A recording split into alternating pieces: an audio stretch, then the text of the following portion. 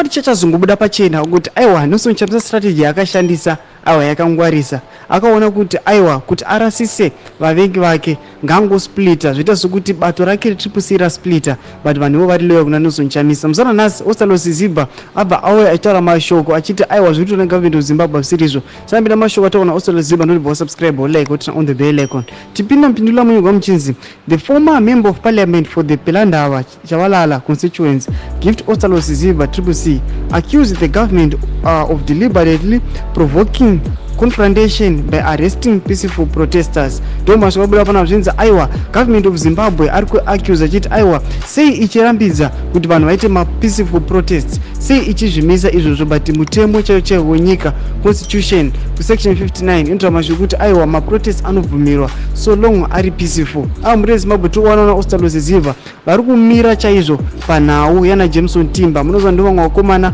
vari kune imwe function yebato retriple C iro rakasplita vanhu vaifunga sokuti aiwa vana Jameson Timber avasi vavaginitsi vaNelson Chamisa asi takuona kuti vakomana ava vaiva loya kuna Nelson Chamisa yatingwa strategy yekurasisa vanhu. Tiudze mafungiro enyu muri kudipa pamusoro pemashoko Usazvinyadzise achiti aiwa government of Zimbabwe inofanira kuchinja ipapo inofanira kuti allow kuti peaceful protest. Ine comment section medu subscribe kulike chini on the bell icon.